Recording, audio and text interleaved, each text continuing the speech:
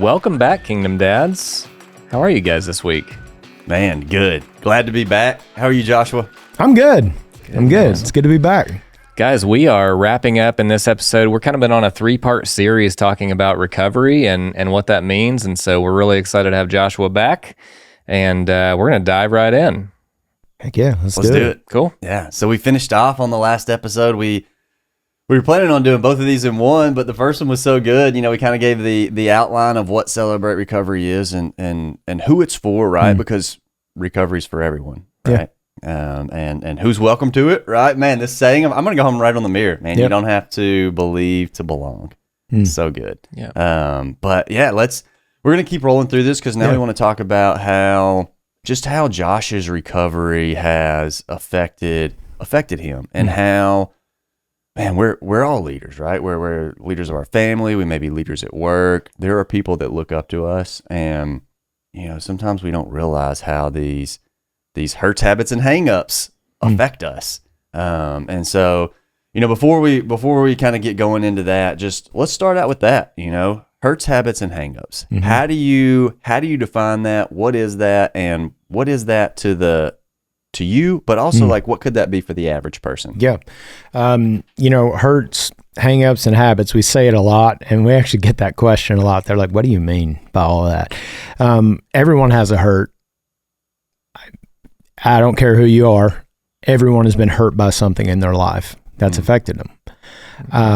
That could be the death of a loved one. That could be a spouse stepping out on you. That could be, I mean, there are so many things in our lives that could cause hurt. And so everyone has one. You know, as far as hangups, like what are the things in my life that I can't get past? Like what are the thoughts that maybe I think that I just can't change? What are the patterns of behavior that I'm stuck in that I just can't get out of? Right. And these are not just habits, though yes, that's a part of it. We talk about that, but hangups goes a lot deeper. These are the things that when habits have become things that are now ruining your life, things that are now causing you to not move forward in life. It's setting you back. It's causing, you know, peripheral damage around you. Those are the hangups that we talk about. And so we don't want to call them addictions because that's what most recovery is labeled as, is, you know, you're there for an addiction. But for us, we understand that it's so much bigger than that. And so we try and expand that to those categories just because we feel like more people relate to those than when they hear the word addiction. Yeah, that's good. Yeah, that is. You know, as I kind of derailed as you were talking because I was like, all right, hurts, now habits. What are my habits, right? Because we just talked about how everybody has some of these. And so that's the challenge to the listeners right now. Just think about your habits, cold right? Plunging. And so, Nate's habit is cold plunging. But that's my good habit. That's my good habit. But yeah, working through like some of those things that may or may not be a problem, right? Would you say that's a good place to start? Or, you know, as our listeners are kind of thinking through this framework, just because we don't know. I come back so much to we don't know what we don't know. And I go back to my story of last year where I'm living this content life that until I get through my challenges, looking back, it's like, man, that life was not great, right? Like I thought I had a great job. Everything was going smooth. I was crushing the world. And then my wife's looking at it like, I got a husband who feels disconnected from his son, who drinks too much to escape reality, and who just really isn't present. And so, like, how would you coach somebody without saying, I mean, because you don't want to point to somebody and say, like, you got a problem, this is it. But, like, how would you coach somebody, like, what could be holding you back? What is your habit that could be holding you back right now? I think it's simply that. It's boiling it down for people and making it about their specific life. Okay, so like what is it in your life that you think is holding you back? What is a habit in your life that you can't break? I make it personal to them and I break it down in those ways because most people, if you say, okay, who's hurt you in your life? A lot of men will be like, yeah, I mean, nobody, whatever. Yes, but sure. like if they really think about it, somebody, parent, teacher, ex-girlfriend, wife, you name it. I think if you asked everyone, they would admit that someone in their life has hurt them. Yeah, sure. And so that's a great place to start, because what I find is that our hurts oftentimes dictate our habits and our hangups, because we respond out of hurt. We respond out of trauma by doing these things. And so I think that's why they put that first, honestly. But with habits, I ask folks, like, what is that habit that you can't break? Is it, and this may sound silly, but it's like, can you not break the habit of eating 10 Oreos before bed every night? Like, that sounds silly, but the 10 Oreos before bed, we know, is not healthy for you. For sure. Or maybe it's do you smoke a pack a day? Do you drink a case a day? Do you look at pornography every day? Like, those are the kinds of habitual questions that we want to ask ourselves. And so for the listeners, I think it's looking and saying, it's taking an honest look at yourself and going, okay, yeah, I've been hurt, and yeah, I've got some habits, right? But then we also have those hangups, those things we can't get past in our life. Like, what is that thing? Like, I know for me, for the longest time, it was I couldn't get over the environment I was raised in. We talked about that a couple weeks ago with, me being in the church and being in this really restrictive environment. Like, I can look back and go, okay, I've got some real hangups that I can't get past. A hangup that maybe you can relate to is perfectionism. It's saying that who I am is not good enough. I have to try harder to be better. Right? Yeah. And absolutely. so that's a huge hang up. Someone that won't accept anything but perfection. I will show you someone that's probably miserable about half the time. Yeah. Because it never meets the standard. That's a hang up. And so it's asking myself, what are these things that I just can't seem to beat? Like, and those are more mindsets than they are the habits that are, quote, addictions. These are mindsets. What am I thinking? We call it stinking thinking in CR. But, what am I thinking that's causing me to not get past this? Because a lot of Celebrate Recovery and a lot of our lessons boil down to, what are you thinking? What are you thinking? Yeah. Because you're going to find what you think about, what you look for. I know. And for me, it was very evident once we started talking about what is CR. I had for years had these in our marriage. Like, I would make pop-off comments, like where I'd be frustrated at my wife or something, or we're trying to control the kind of person that she was. Like, she's not necessarily a homemaker. She's more artsy, and she would tell you all these things. I'm not saying anything that she wouldn't tell you, but I would get frustrated because maybe she wasn't meeting the template of a person who I had framed in my mind. And then I would make pop-off comments, and I would know the moment they came out of my mouth, like, that was a hurtful comment that I should not have said, but I could not control them for the life of me. I still struggle with it, but not near to the degree that I did 3 years ago, or for the whole of our marriage before then. And it was like, if you have those things happening in your life and it's something you are aware of, and you cannot change it for no matter how much effort you put in, it's like you're always coming up short. For you, it's feeling good enough, or whatever it may be. That's your sign. Like that's a good place to dive in. And I'll brag on you for a moment in the context of CR, and this is I've watched this guy battle your demons, man. From the past and the story that you shared about the way you were raised and different things. It would be shocking to me had you not grown up with some stuff going on. But dude, I don't know if you know this or not, but 2 weeks ago I texted your wife after the episode that we had, and I said, I don't even know who your husband is. He's a completely different person. His temperament, the way he responds, the way his conversations. So I've watched this work in your life, and I just want to brag on you, man, that we say in CR, it works if you work it, right?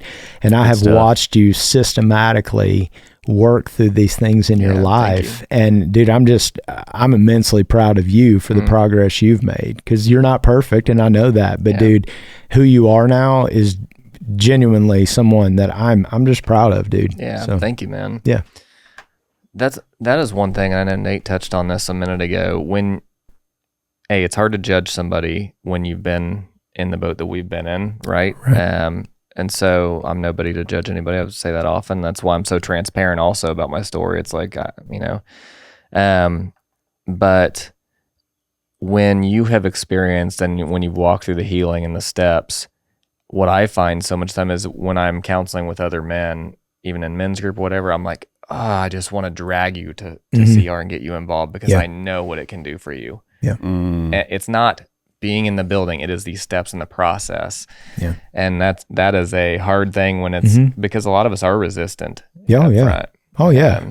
I think naturally men are more resistant, Absolutely. right? Because most of us, I would say probably 3/4 of men I know were raised to rub some dirt in it. Don't feel feelings, right? Any feelings except anger. That one's okay for men, right? Yeah. And so honestly, with you and with other guys, to come in and just watch them be able to feel and to be able to actually admit that things aren't perfect, man, it's such a cool thing to watch, specifically in guys, because that's the thing that many of them, their hang up is their own ego and their own pride. Yeah. Man, it's a great point. Because they just can't be open. Yeah. And that kind of gets to the next point, as we're being raised, it's like rub some dirt on it, toughen up, or we just naturally adapt just from whatever, right? Like it could be from your family, it could just be from social media or society anything, in general. Of, man, I'm a man, I need to figure this out myself. It's a sign of strength to figure it out myself. I've got to make this work for my family, And so for you specifically, how has your understanding of what manhood is or what being strong is, how has that changed since starting your recovery process? I don't know that I was ever like the manly man, like I'm the musician with all the tattoos, and I wear skinny jeans, like, sorry guys, but I've never really been the macho guy. Like truck commercials offend me, if I can be honest. Okay. Like truck commercials are hilarious to me, because they're speaking like this foreign language. Yeah, it's like hardcore, pull a combine with a trailer, and they're like, you can't pull an airplane up a mountain in that hybrid of yours, so get a truck, and it's like, we believe in all this macho stuff. We get trucks. So like most of the guys I know, they've never carried a single thing of hay in the back of their truck. I got a 5.7 liter out there, and I probably only need 4 cylinders. But let's be honest, right? I want to be able to pull an airplane up a hill. Exactly. Nate's got a pet cat. He doesn't need a truck. Right. But I just think there's all that imagery that we fight against about what being a man looks like. I'm not going to go saw down a tree later today with my bare hands. I have no desire. I may get a latte on the way home. I know I will. But the truth is I do view being a man differently now. A man is someone who can own his mistakes. A man is someone who is humble enough to say, I was wrong. A man is someone who has the ability to express his feelings clearly. A man is someone that is open to the needs, the wants, the desires of his wife and his kids, and puts them above himself in all areas. I see that a real man is someone who understands their reliance upon God. A real man is someone who can admit that they're weak and that they can't do it themselves. And I know that kind of flies in the face of like this American, macho, whatever view.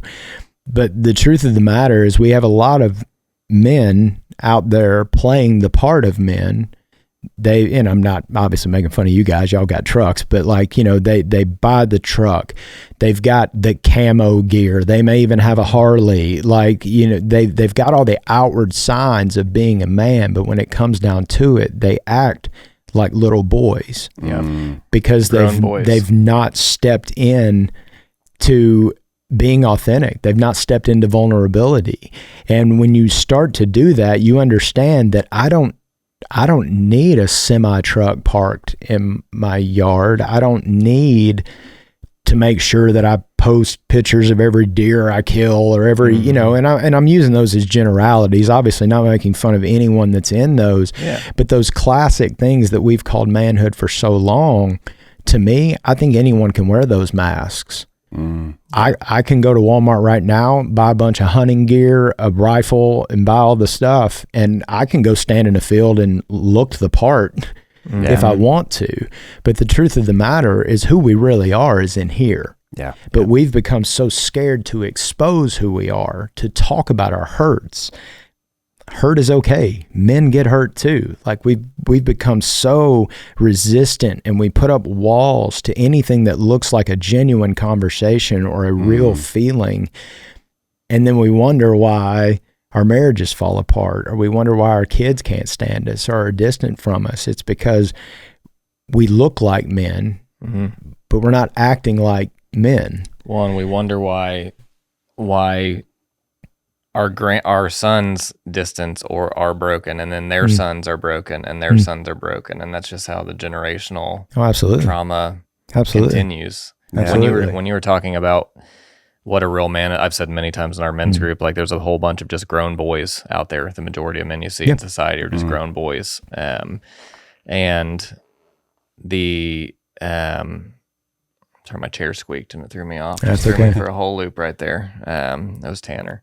But I don't know, my thoughts got. No, it's okay. Well, yeah, let me pick up, because I was, you know, going back to the truck or the deer hunting or anything like that. Like, oh, that's good, right? Yeah, like, it's great. If you like those things, like, obviously, yes, go do that. Yeah, for sure. But really, like, what those surface level things are an example of are the not expressing your feelings. Right. The, hey, I can figure this out on my own. Hey, I'm better than you. Hey, I can do this. Look what I'm doing for my family, right? And those are the underlying feelings that are getting pushed away, right? That aren't being dealt with, that aren't being talked through. And, you know, to your point, those are the things that resurface later. Anger, frustration, or, you know, even from a chemical standpoint, man, our bodies are wild. Right? Like we deal with these emotions, and if you don't get your emotions out, they will attack you from the inside, right? They will crush your hormone levels. They will crush your health. You know, low T is a huge thing. You see people getting testosterone injections left and right, right? And some of this stuff just comes from the anxiety, the pressure, the outward appearance that we're trying to push out that aren't us, right? We are suppressing these emotions, we're suppressing these feelings, and we are changing who we are. We are pushing ourselves into, as a society, pushing ourselves into anxiety and depression, which then turns to, I mean, I was listening to this thing on dopamine, right? Like dopamine, you don't get dopamine necessarily after you do something.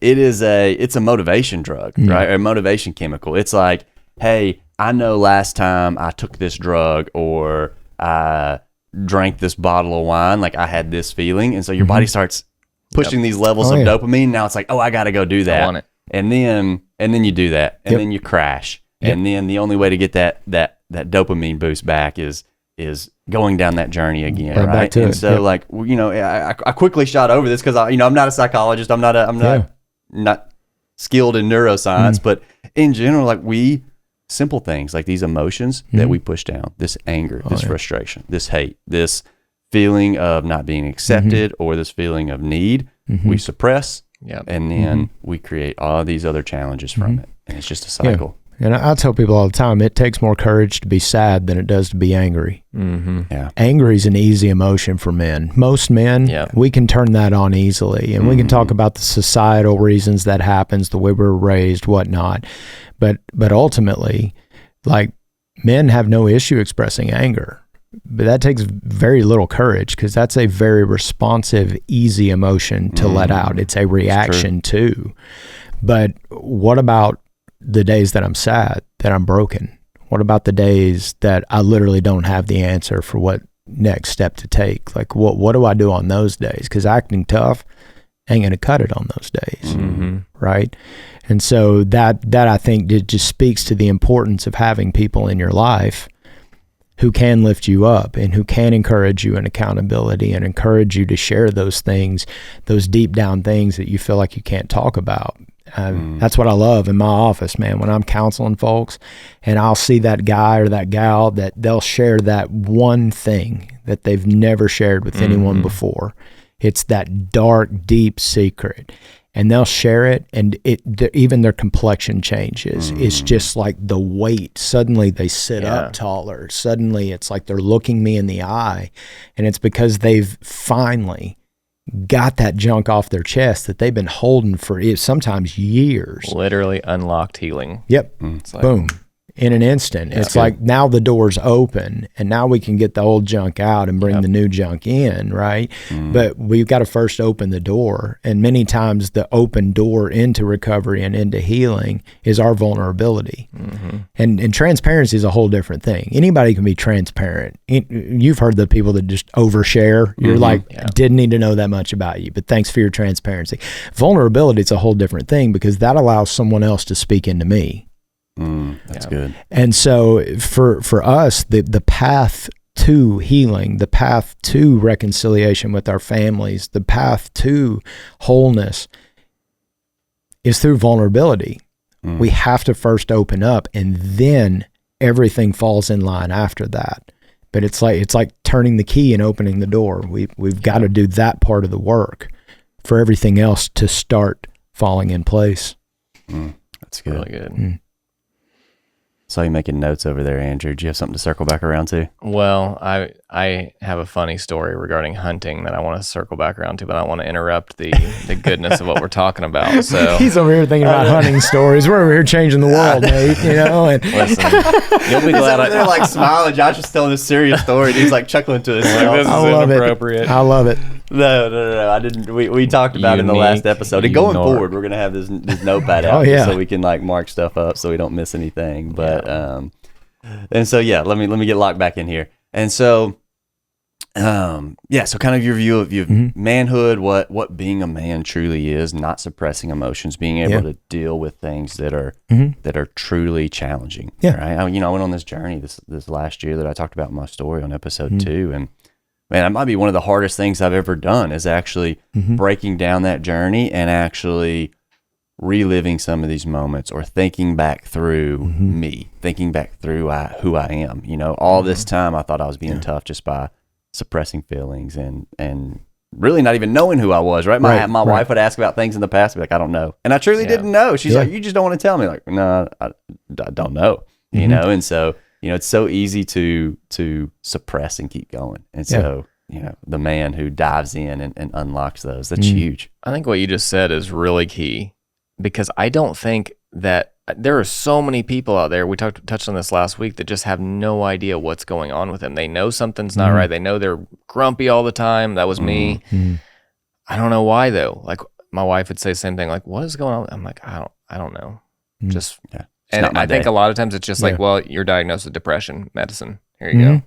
And which nothing against that at all. But because, you know, those things can be needed for sure. But I just think there's a ton of the time where, you know, life has heaped things on us over the course of 40 years, obviously in my case.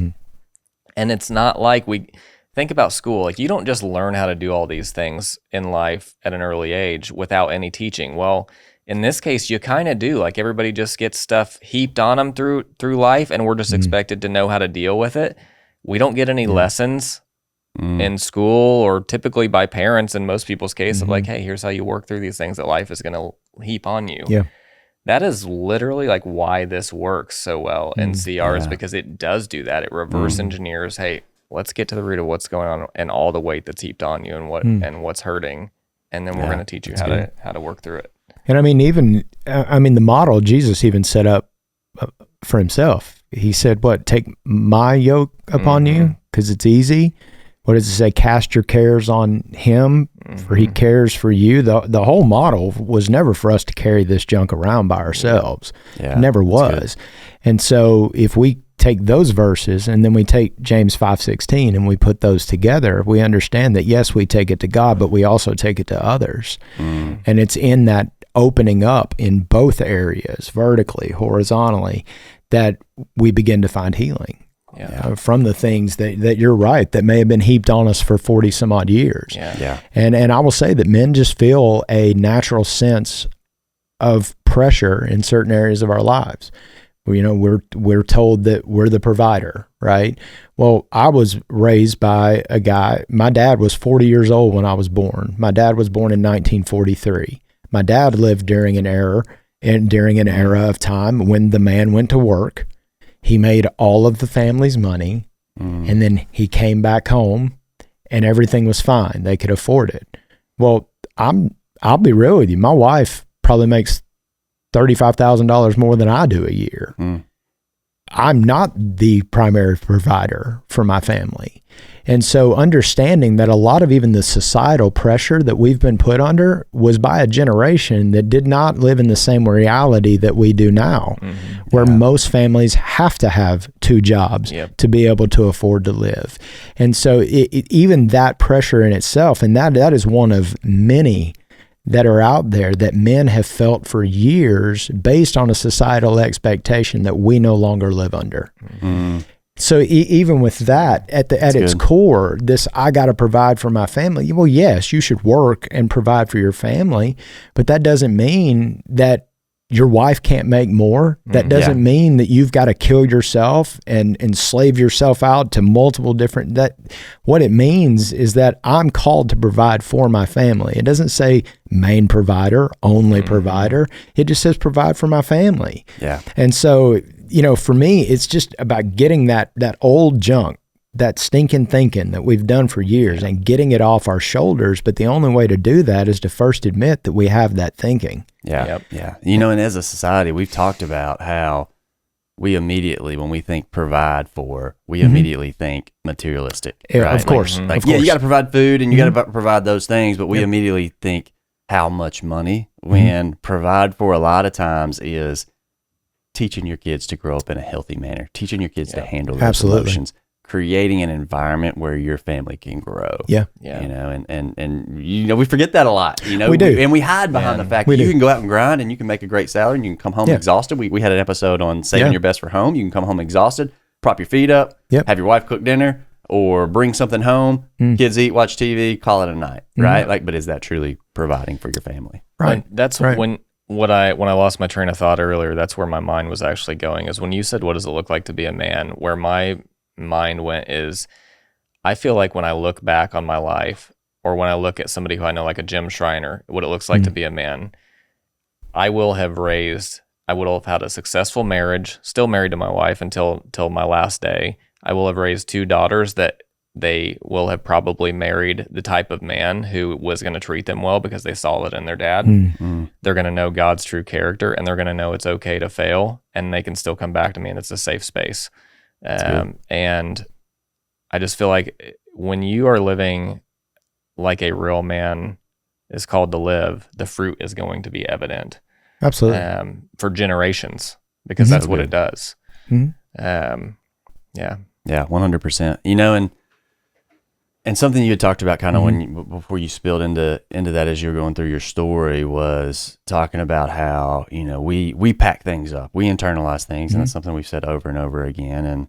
And the next step is, we've talked about this over and over again about how hard the journey is, but man, the devil uses those things, the world uses those things to keep us from going, to keep us in our place. You know, I talked about in my story how, you know, I grew up in a Christian home, and so I just thought I was on this path, right? That, you know, God put me on a path, I'm good to go. I don't need to pray for him about major things. And then at the same time, the devil, right? He's bothering other people because I'm just on this like path that I've been set on, you know, and never really looked into spiritual warfare that much. But man, how real is spiritual warfare? How real is you will be attacked. Oh yeah. Because the reason I wasn't being attacked is because I was in this mediocre lifestyle, and that's where the devil wanted me, right? Show up to church on Sundays, great job, and then live your life during the week, right? And so how real is this spiritual warfare, and where do you see it show up in the journey of recovery? Oh, I mean, it shows up everywhere. You know, and I think a lot about the, you know, we wrestle not against flesh and blood verse, you know, that's in scripture. You know, but I think a lot of times for people in recovery that they're not just fighting the temptation, they're fighting a mindset. So I think of guys that are in sexual recovery. I think of how many billboards I have driven by in my day with Hooters girls on it. I think of every commercial that comes on for women's swimsuits. I think of every time I go to Walmart and there's a lady who really likes to show herself off that walks by me. You cannot escape the culture that we live in right now. That we are not just fighting against simple temptation, we are fighting the entire culture of it. And so for me, I have to understand, being someone who has struggled with sex addiction in the past, that I have to know what my triggers are, for instance. So like when I go into a store, and my wife and I laugh about it now, it's almost hilarious because she knows that person's going to walk in front. Beautiful people are everywhere, right? Like to act like that's not a fact is to put your head in the sand. There are beautiful people everywhere. So now they will walk out in front of us and my wife will look at me and she knows exactly what I'm going to be doing. I'm going to be looking up like this. I'm going to be looking, oh yeah, we could get one of those for the kids. Like, but it's funny. But I mean, so we're not just fighting against that person who probably needs to wear some more clothes or the thought that I've had in my head. It's an entire environment that we are facing. But it's the same thing for people who drink. How many times have you watched a football game and there not been advertisements for alcohol? People standing around laughing around tables while drinking their alcohol. But for someone like me, that alcohol ruined my life at one point. That's just another reminder that, well, I guess other people have fun and I don't really have fun anymore, right? Like you cannot get away from the images of kind of what fuels our addictions anywhere that you want to go. I mean, yeah, it's a little harder, I guess, you know, they don't advertise cocaine or meth or, you know, or any of those things. So some of that it doesn't apply to, but I think for the things that most men are dealing with, it is spiritual warfare. It is understanding that you have to put your guard on every second. This isn't a second where I can let my eyes wander because, oh, it's okay this time, right?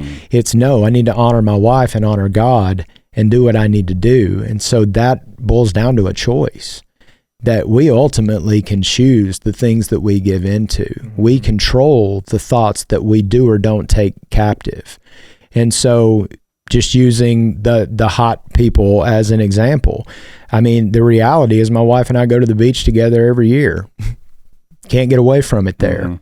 But what I know is this, is that if my eyes stay on my wife and my eyes stay on what God wants for my future, God doesn't want lust and all of the things that come with that in my life. God wants a better future for me. So I keep my eyes on my wife, I keep my eyes on God, and I remember that I've worked hard in my recovery to get where I'm at with sexuality. And so it really is, like, I don't want to go super, super deep with the whole armor of God and everything else, but we could. The truth is that we are fighting a battle. And the Bible says it's not against flesh and blood. My battle is not against that person wearing the bikini. My is not against the beer company that's advertising their thing. It is against a mindset that I have to change my mind. I have to change the way I think. And that in itself is spiritual warfare. Yeah. I think one thing that's become incredibly apparent to me as well is it's one thing, spiritual warfare on us as individuals, as Josh was talking, like in our own struggles, extremely real. And man, what I did not realize, and my wife would talk about this, and I mentioned it before, but especially when you start leading studies or even bringing other people to healing through Jesus or through whatever your ministry is, man, you better be ready for spiritual warfare and some attacks, because the devil definitely, he doesn't want you succeeding in healing, but he dang sure doesn't want you bringing a bunch of other people to it. Yep. And man, one of the quickest ways that he will try is just like he did with Job, right? Like, I'm going to try to break this man, give him boils on his skin, break him in every way I can, because he's going to turn from you, God. And then his witness is going to be broken. And then all these other people who he's been ministering to are also going to not believe. And that's one of the biggest ways the devil can come at us. And my wife and I joke about it. She'll say it's a teaching week, so hang on. Yeah. Yeah. And I joked with her last week. I said, well, I'm going to put on my helmet of salvation. Yeah. Like, Well, and honestly, I think back to when we started Celebrate Recovery at Northfield, the same month we started, and you'll remember this because we were in group together, the same exact time that we started it, we went through a terrible real estate deal, ended up losing our entire life savings over, I think it was close to $90,000 that we lost in the deal. I mean, and we've had to dig out of that for the past almost 3 years. And we're finally in a decent place now. But I think about that attack, I mean, yeah, that could have happened any other time, but crazy that it happened the end of the very month that we start Celebrate Recovery, that I officially started counseling people at church and taking an active interest in broken people, that then all of a sudden financially and stability and everything else was completely swept out from under me. It's spiritual warfare. Man. it is interesting. I remember that well, and I'm incredible. I was thinking about this the other day, because now you guys, years later, on the other side of that, and we'll have a new house. Yeah, we're that you building guys are a new building house. Nice, Ready congrats. in October. Yeah, I know, man. I'm so excited. That's so awesome. God's good. But man, I was thinking about it the other day, because we're doing this study on Job in men's group right now, and one thing that has been really cool about that is, my wife's parents are both in the hospital right now. I think they were last episode as well, I mentioned, and we are going through it. But I have really, 2 or 3 years ago, would have absolutely been like, God, like, we're praying, you're not answering, what the heck is going on? But I've really taken the stance, and as we pray in the mornings, I'm like, God, thanks for the trials right now. Thanks for what you are doing. It could be so much worse. And just praising him through the storm. And it's just a different posture. Yeah, that's great. That's good stuff. And so, as we wrap up, man, almost just threw out, hey, let's just go with third, part 3. I think we could keep going with this question and answer for another couple episodes. But, as we wrap up, you talked about the challenge of you make that decision every day. Yeah. Right? Like, things are going to constantly be in front of you. You have to make that decision, man. And that's hard. Right? And so, what are some key points, maybe your routine? What are some things you do each day to stay on track and keep your focus? I take a daily inventory, is what we call it, in Celebrate Recovery. So step 4, you do a massive inventory. You talk about everything that's happened to you from your earliest memories to now. It's a long process, but I do a daily inventory. There's some specific questions that I go through. Just what's your mindset today? What are you struggling with today? What has you down? What has you happy? What brings you joy? Like some of those type questions. And I go through those questions. I try to every morning, because it helps center me. And at least I know where my headspace is going into the day. But I also understand, and I think the second part of that is understanding that recovery and that healing and that moving into a life of vulnerability, it happens one step at a time. It happens one day at a time. And we tell folks all the time that don't focus on being recovered down the road. Don't focus on year 7 or even year 1, because most of us don't realize we didn't jump into our problems like that. We didn't just jump in. That's a great point. And we can't jump out either. Yeah. We have to walk out the same way we walked in, and that's one step at a time. So if I get so bogged down with the end result of who I want to be, the should be's in life, that I should be this or I shouldn't be that, I'll forget to focus on today. And I'll always be discouraged because I'm judging myself by that standard. And so what I understand is that in this journey, it is one step at a time. And sometimes it is even one moment at a time. What is the next right thing for me to do now? What is and that can apply to any area of your life. I have a choice. Am I going to grab some fruit, or am I going to grab a couple donuts, right? What's the next right thing for my body? What's the next right thing for my marriage? To sit here lazy and let my wife do all the work? Or is it going to be best for my marriage You see, it's about choosing what is next and what is right in that moment. And so if we can start to think temporary, if we can start to think the right now and what can I do right now, that person down there, we're going to get there eventually.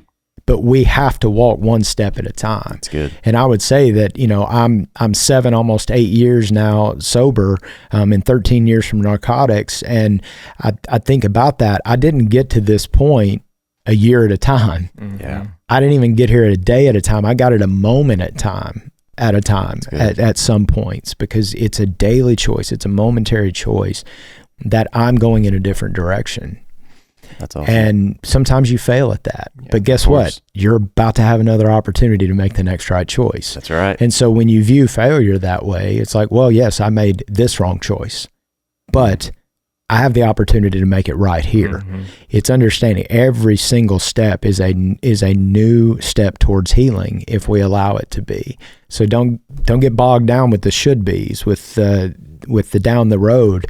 What can I do today? Yeah, and that makes it so much easier. It's manageable at that point. A lot of people say, well, Josh, I don't know what to do. How do I do this? How do I get involved in this?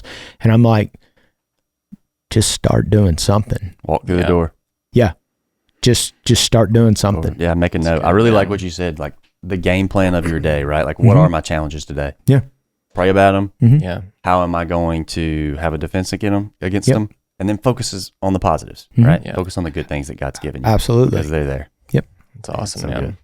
Yes, I got to loop back around to the hunting thing real quick before we wrap up. And Tanner and Nate were both there, so they will attest. I'm being truthful here, but so there are a few of the guys in the men's group that are turkey hunters, and Drew is one of them, Jim Schreiner's son, who we have featured on this show as well, and have many Drew stories. And he was talking about. Did you feature his biceps in a separate first of all, episode? He has a torn bicep from he has the new Drew, punching machine. Yes, Drew does. He has the new punching machine record at the All Air Extreme locally on the punching arcade game. Yeah. Everybody let that stay. He sacrificed for that record, so nobody go try to beat it. Yep. Love you, Drew. But anyway, he was talking about, he had been turkey hunting out recently, didn't see any turkeys. Zach mentioned, I think, I hadn't seen any turkeys turkey hunting recently. I kid you not, we were sitting in the student building in our men's group at Northfield, and 1 minute after that happened, I think, a turkey walked up to the door and pecked on the door. And looked through the window. Looked in the window, and we all turned around and we were like, are you freaking kidding me? And Drew literally snuck up to it and tried to like reach out through the door. One arm in a sling. One arm in a sling, and tried to grab with his other hand, and it's just like gone away. Yeah, they like to dance to their reflection back there. They were puffed. Yeah. It was puffed up. It was that's hilarious. Man. It is so funny, man. We're driving. We leave the house. Like, my brother-in-law's a big hunter. We leave the house, and there's like 20 deer in the field, and there's turkeys, and yeah, they're like, we're going turkey hunting. I'm like, what? All you got to do is drive to the school over here, and you just get out and grab one. Seriously, just come to the property at Northfield and wait a minute. Out of your hand. I caught one with a fishing net the other day. It's they know where to go though. They know where to be safe. That's right. I've never shot a rifle.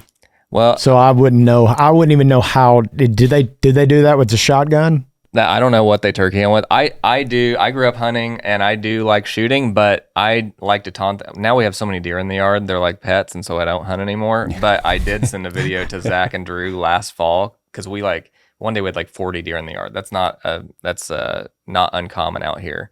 And I took a video of me with a Nerf gun, shooting one with a Nerf bullet. And I'm like, got him. I love it. Oh, yeah, man, good stuff.